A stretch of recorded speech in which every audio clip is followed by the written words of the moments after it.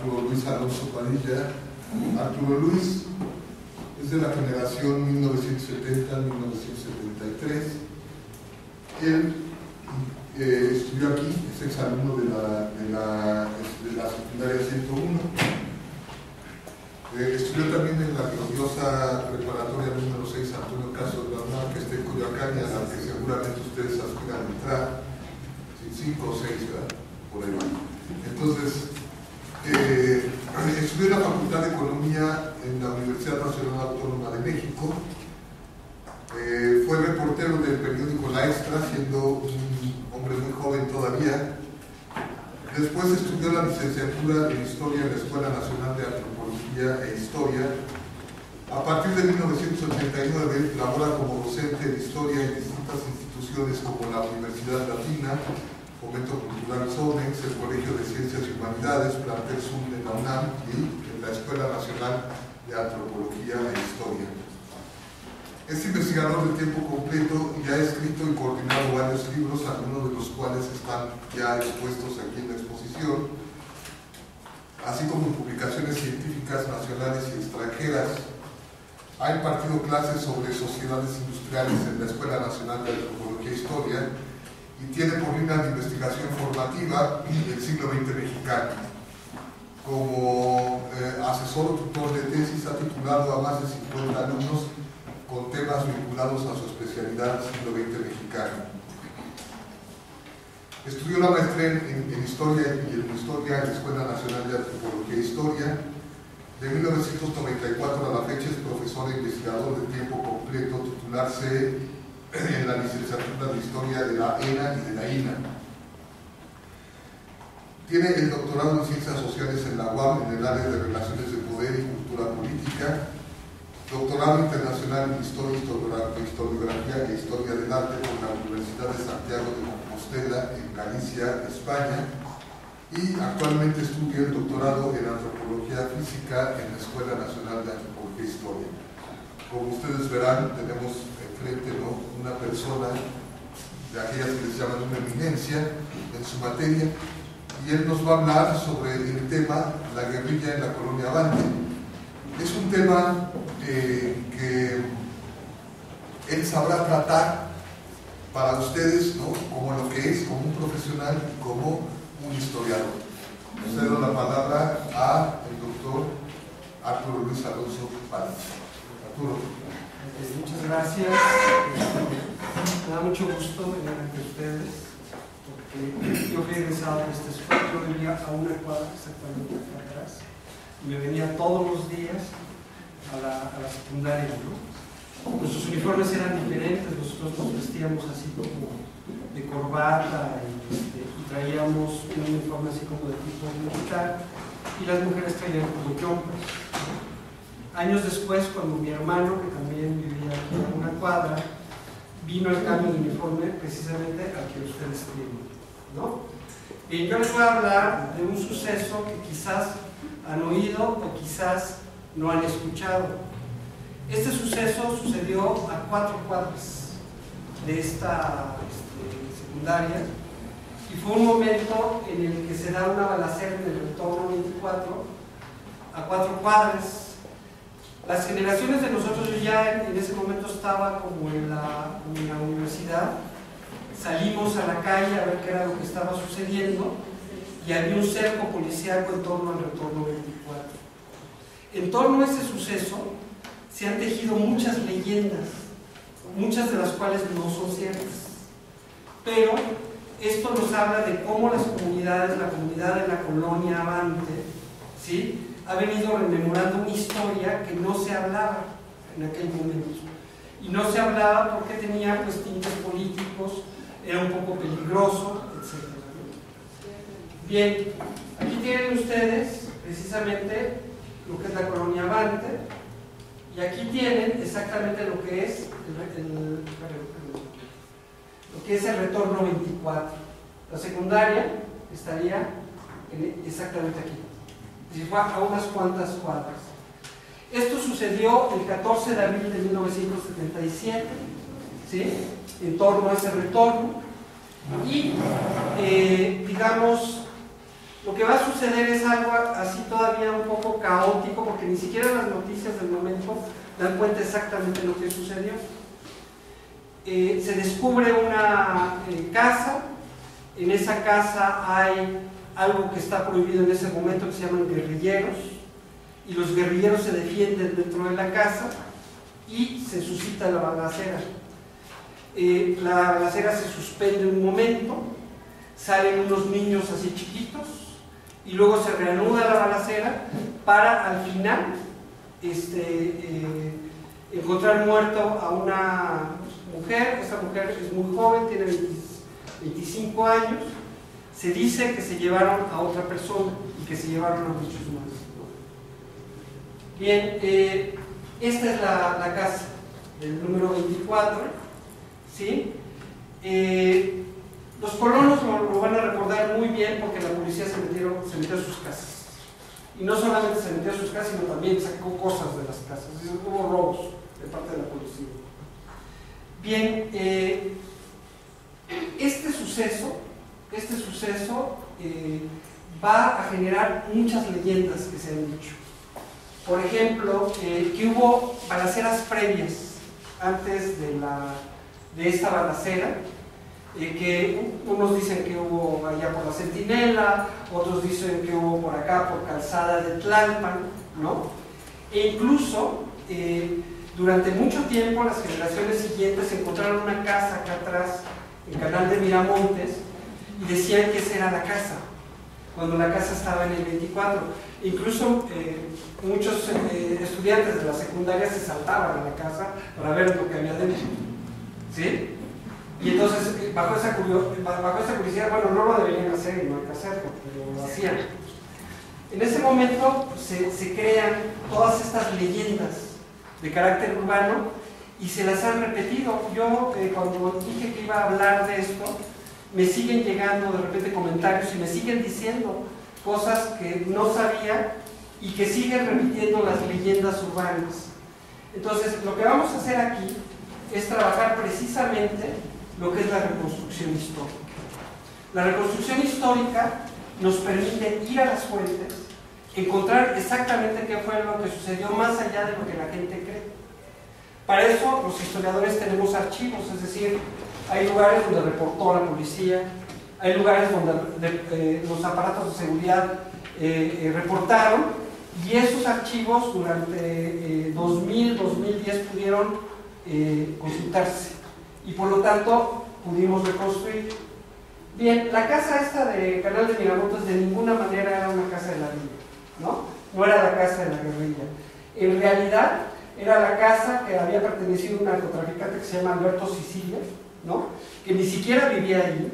Era una casa como de sus guardias, digamos. Y también, por toda la reconstrucción que se ha hecho de este suceso, se sabe que no hubo balaceras previas. Que esas balaceras previas que se dicen están en el imaginario de la gente, porque en realidad, como sucedieron las cosas, no pudo haber balaceras previas. ¿Sí? Ahorita vamos a ver qué era lo que sucedió, ¿no? Bien, ¿qué es lo que sucedió? Bien, el 13 de abril de 1977 la policía va a ubicar una casa de seguridad de una organización guerrillera que se llama la Liga Comunista 23 de septiembre. Esta Liga Comunista 23 de septiembre, ahorita vamos a ver de dónde viene, ¿sí? Estaba levantada en armas contra el gobierno.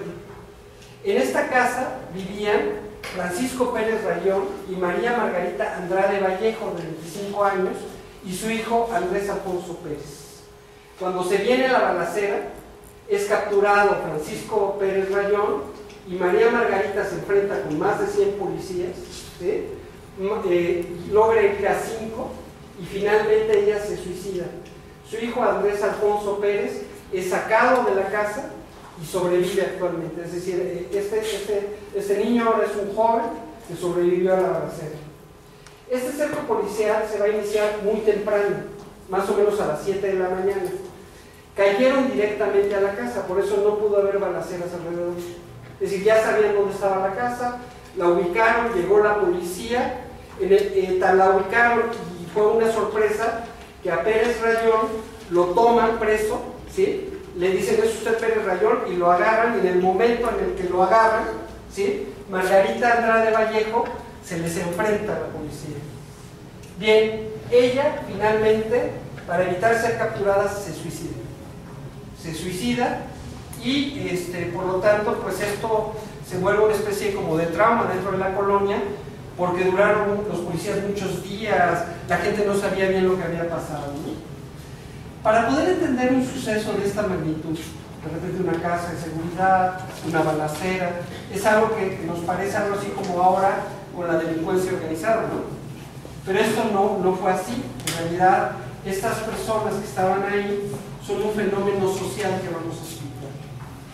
Bien, la reconstrucción histórica, bueno, es la acción ese día y lo subsecuente, y los robos de las casas continuas, es porque nuestra policía, por desgracia, no es una policía que sea muy ética.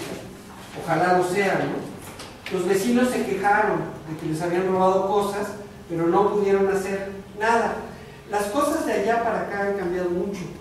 Es decir, si ahora se quejaran los vecinos, esos policías serían sancionados. Pero en los años 70, en que esto sucedió, el gobierno tenía mucha impunidad, era un gobierno muy autoritario, etc., ¿no? Bien, estos sucesos de la guerrilla de los años 70, que además esto va a suceder en toda América Latina. En toda América Latina va a haber guerrilla. Es decir, los jóvenes se van a levantar y van a luchar contra el gobierno. Bien, todo esto era escondido, no se sabía. Durante muchas décadas no se sabía exactamente lo que pasaba, porque era un tema que era prohibido. Y en algunos círculos oficiales sigue siendo un tema medio prohibido, ¿sí? Bien, sin embargo, en las últimas 2 décadas, de más o menos 1990 para acá, en 1997 para acá, se han escrito muchísimos libros sobre esto. Ustedes ya pueden encontrar libros donde se trabaja este tema, que es un tema de historia contemporánea.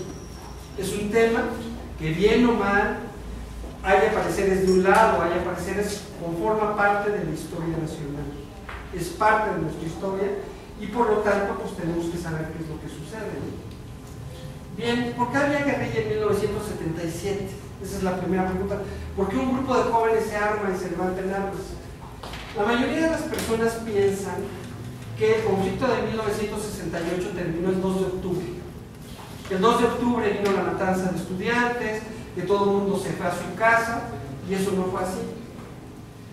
Los estudiantes regresaron a las universidades y tenían compañeros muertos, y tenían compañeros que habían sido apresados, había gente en la cárcel, etc. El movimiento estudiantil empezó a desarrollar la idea de que no se podían cambiar las cosas de manera pacífica. Es decir, que era necesario levantarse en armas, como en la Revolución Mexicana, para cambiar las cosas. La matanza del 10 de junio de 1971 va a ser el detonador social que va a hacer que estos jóvenes, muchos de estos jóvenes, no todos, o sea, muchos de estos jóvenes, se involucren en grupos guerrilleros. Y de 1968, donde la juventud se manifiesta de manera pacífica, en 1971 muchos jóvenes deciden irse a las armas. ¿Okay? Bien, de 1969 a 1972 van a aparecer una enorme cantidad de grupos guerrilleros en México, con muchos nombres, ¿sí? Las Fuerzas Armadas de Liberación Nacional, el Partido de los Pobres, la Liga Comunista 23 de septiembre, etc. Bien, en 1973, unos 4 años antes de que sucediera esto en la banda, se va a fundar en Guadalajara, en la ciudad de Guadalajara, la Liga Comunista 23 de septiembre. Es en realidad una coordinación de grupos que provenían de 2 tipos de ideología. Por un lado estaba la ideología comunista, que tenían muchos jóvenes. En 68 y después de 68, muchos jóvenes tenían ideología comunista, pero muchos otros jóvenes venían de ser cristianos. Eran cristianos y por aquel entonces había una ideología católica que se llamaba la teología de la liberación. Y entonces la fundación de la Liga va a estar presidida exactamente por 2 personajes que son bastante desconocidos, que es Arturo Salas Obregón, que es un cristiano que viene del Tecnológico de Monterrey, además, ¿no? Y que tiene la visión de que hay que rescatar a los pobres por la vía de actuar políticamente. Y Raúl Ramos Zavala, que era un miembro de las Juventudes Comunistas, que estudió en la Escuela de Economía, que venía de Monterrey, y ellos dos empezaron a difundir precisamente un documento que se llama Fundamentos del Proceso Revolucionario. Fueron a todo el norte, encontraron a muchos jóvenes, y muchos jóvenes se involucraron en este grupo. A partir de 1973 van a emitir este periódico, que ahora ya está en una asociación civil que lo emite y que ya es pacífica, etcétera, etcétera, que se llamaba el periódico Madera, que era un periódico que circulaba como en el periodo de Miguel Hidalgo y Costilla, de manera clandestina. Se encontraba en las escuelas. Tú llegas a la escuela y de repente allí había madera. Era muy peligroso tener un madera, porque si la policía te encontraba con un madera, o sea, tenías problemas, te podían arrestar o te podía pasar algo, ¿no? Bien, va a estallar una guerra del Estado contra la guerrilla. Es decir, esto que va a suceder en la colonia Abante no es algo aislado, es algo que viene sucediendo desde años atrás. Enfrentamientos armados con jóvenes. Esta es una nota periodística donde se señala a estos jóvenes, a los que ya se les detectó, que se involucraron con el proceso guerrillero. La guerrilla va a existir entre 1972 y 1982, y prácticamente 10 años. Y lo que ellos querían o pretendían era cambiar el régimen político del PRI. En ese entonces nada más estaba un partido y ese siempre ganaba, que era el PRI, ¿no? Esto es importante porque aunque ellos lo que querían era instaurar un sistema socialista en México, eso era lo que pretendían estos jóvenes, al final, tanto la guerrilla como el movimiento social obligó al Estado a aceptar nuevos partidos políticos. El hecho de que ahora haya una pluralidad de partidos políticos, en buena medida, es porque hubo este levantamiento, en el que, por cierto, murieron miles de jóvenes. O sea, miles de jóvenes fueron o secuestrados o desaparecidos o prácticamente murieron en el momento del enfrentamiento con las autoridades. Bien, ¿quién era en 1977 Francisco Alfonso Pérez Rayón? En ese momento, el señor que toma la casa esta de seguridad es el máximo dirigente de la Liga 23 de septiembre. En ese momento, él se va a casar con Margarita Andrade Vallejo, que es la mujer que en esa mañana se enfrentó con la policía. Son muy importantes dentro del proceso de la organización porque ellos son como dirigentes. Él estuvo en el movimiento del 68 y fue uno de los dirigentes de la Escuela Superior de Economía del Instituto Politécnico Nacional. ¿Okay? Es decir, la mayoría de estos jóvenes eran o habían sido como estudiantes anteriormente. Bien, Margarita Andrade Vallejo, sí tiene 25 años en el momento, tuvo 2 hijos de Francisco y es una mujer, esta es una parte importante entre los que estudiamos estas cosas, porque por lo regular la mujer se va incorporando a los procesos. Entonces, esta mujer fue una de las responsables de la emisión del periódico Madera, es decir, no era cualquier persona, y también fue una de las dirigentes del Comité Político Militar de la Liga. Es decir, tiene una responsabilidad muy alta dentro de eso. O sea, que la policía se enfrenta no con cualquier persona, sino con una persona que ha venido, digamos, combatiendo desde hace como 10 años, más o menos. No 10 años, como 7 años, más o menos. Bien. Este tipo de historia es una historia que se tiene que contar por las dimensiones que tuvo. Es decir, hoy nos dicen que hubo una insurrección cristera, y sin embargo las dimensiones de esta insurrección en los años 70 doblan a la insurrección cristera en términos de territorio. Es decir, es una insurrección que se da en muchos lugares del país. Como ustedes ven, estos son los focos centrales. Es una guerrilla que tiene no solamente comandos urbanos, sino también rurales. Mucho tiempo se creyó que era nada más una guerrilla urbana, cuando en realidad ellos tuvieron comandos rurales. Por ejemplo, en la zona de Sinaloa, Sonora y Chihuahua, ¿no? Bien, Lo que va a provocar al final todo esto es la necesidad de una apertura del gobierno. El gobierno va a decidir dar cabida a los jóvenes y a las nuevas fuerzas y tratar de modificar el Estado para que haya una sociedad mucho más democrática. Es decir, no obstante que este proceso, digamos, es un proceso muy duro donde muere mucha gente, en realidad tiene un aspecto positivo, y ese aspecto positivo es que cambia el régimen político mexicano.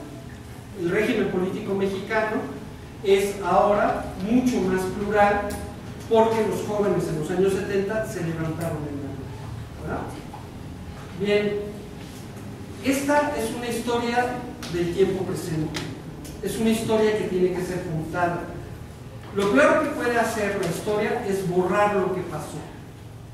O sea, puede no ser bonito, puede no ser conveniente para el poder, pero lo que es cierto es que todos nosotros tenemos que reflexionar sobre lo que sucedió. Cómo reflexionamos sobre el movimiento de independencia, cómo reflexionamos sobre la revolución.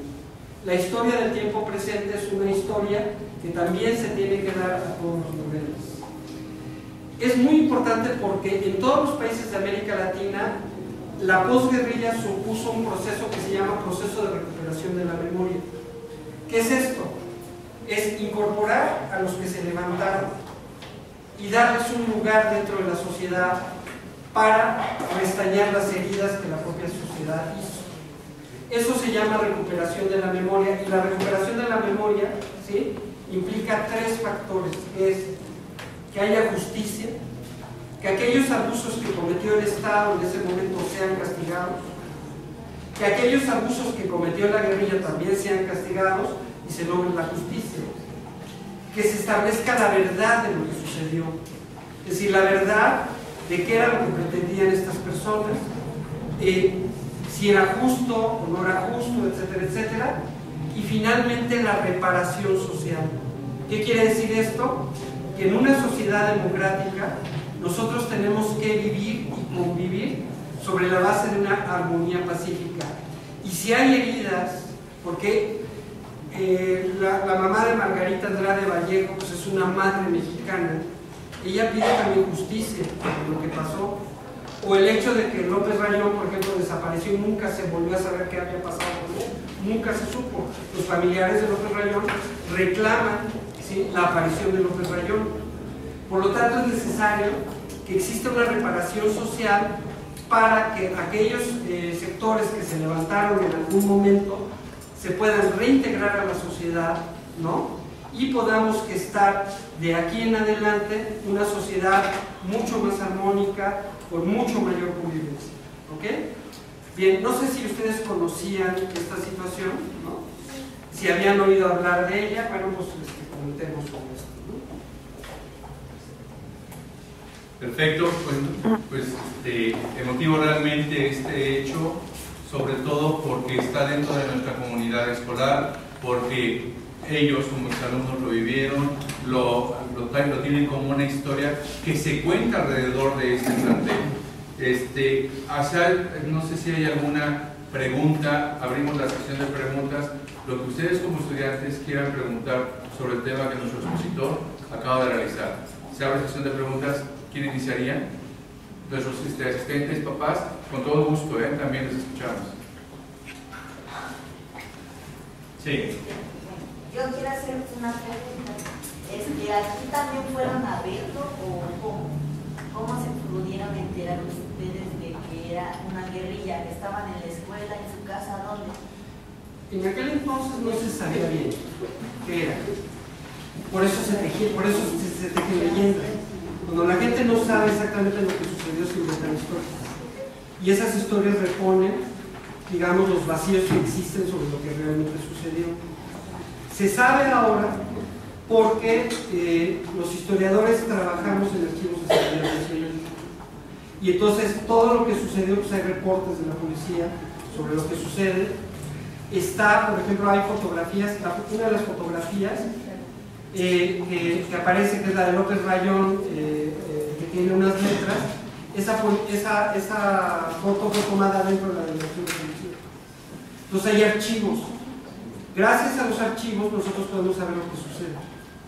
porque hay reportes, porque, digamos, es como en la escuela, ¿no? O sea, si hay reportes, aparecen en el archivo. Y si alguien llega y ve los reportes, sabe que alguien de mi generación fue reportado, por ejemplo, en tal lugar, por tal cosa. Es decir, los documentos lo que van generando son como testimonios de lo que ha pasado. Por eso sabemos lo que sucedió. ¿Okay? ¿Alguna otra? Bien. Aquí, dime, hija. ¿Cómo se llama el libro que comentó? ¿El libro? Hay libros escritos sobre esto, porque además esta guerrilla es muy compleja, tiene muchas regiones. Actuó en Sinaloa, en Guadalajara, y hay libros sobre eso. El libro que condensa periodísticamente todo el proceso se llama México Armado. México Armado.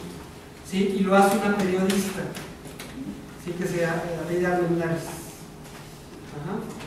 Gracias. Bien. Perdón. Maestra. Buenos días. Buenos días. A mí me interesó mucho la parte donde expuso sobre el periódico Madera. Ajá. No sé si haya algunos, o exista todavía ese periódico archivado en algún lugar, porque sí, pues me llamó mucho la atención, más que nada para el contenido que usted mencionó. Claro. Sí, el periódico Madera lo puedes consultar en una página que se llama Madera, puedes proporcionarlo en PDF del periódico. Está en el Colegio de México, ha sido donado a las principales instituciones y desde luego es consultable actualmente. En aquellos años era hasta muy peligroso tenerlo. O sea, traer un Madera era que tuviese un problema. Muy bien, una última pregunta. ¿Sí? Y aún así todavía en estos tiempos todavía existe la familia. Bueno, ahora sí que el chavo y el papá desapareció. O sea, desapareció el gobierno, como los de Ayotzinapa, más o menos. La verdad es que esa atención viene de atrás. ¿Cómo se llama? La Margarita Andrade sí muere ahí en la casa.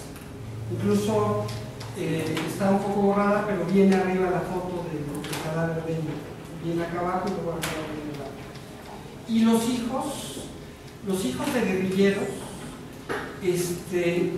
con el tiempo, pues tienen que asimilar qué pasó con sus padres, ¿no? Y entonces se han creado asociaciones de hijos de sobrevivientes. La más famosa se llama Hijos Nacidos en la Majestad, que reúne a todos los hijos que tuvieron padres guerrilleros y que sobrevivieron en el proceso. Y son, digamos, organismos que sobre todo buscan la recuperación de la memoria de sus padres. Muy bien, muy interesante, doctor, sobre todo en dos sentidos. El primero, un hecho muy cercano. Enseguida también un hecho muy temprano en cuanto a la historia. El temprano nos referimos a que es 30 años, 40 años. Estos hechos marcaron precisamente la generación de alumnos que nos viene a acompañar y que de la cual de una u otra manera quienes estamos aquí en la mesa escuchamos y vivimos por la edad que tenemos. A ustedes una invitación muy cordial. ¿Para qué? Para que investiguen. Esta parte del historiador es, yo siempre le he dicho que es como el metiche más estudioso de las cosas. ¿Por qué? Porque no se va con lo que se dice, se va más allá de lo que existe. Y afortunadamente tenemos fuentes documentales muy precisas y que también hay que sacar de repente, ¿verdad? Porque la historia del periódico no es necesaria. Agradezcamos con un fuerte aplauso a nuestros profesores.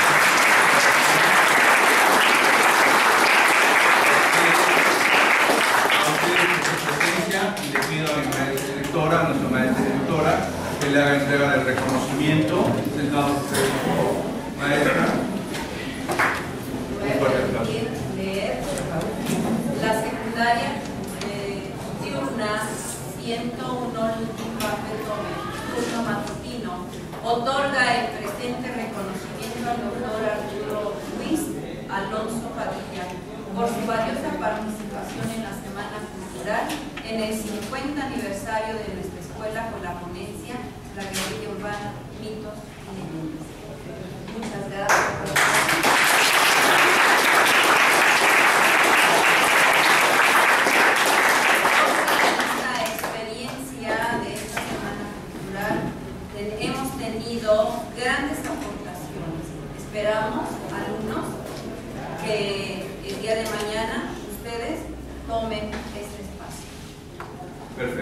Muy bien, tenemos aquí, continuamos con este trabajo hecho precisamente en esta Semana Cultural. Tenemos ya al ponente, tenemos al doctor también, al doctor Ángel Saraín, que recibamos un fuerte aplauso, por favor.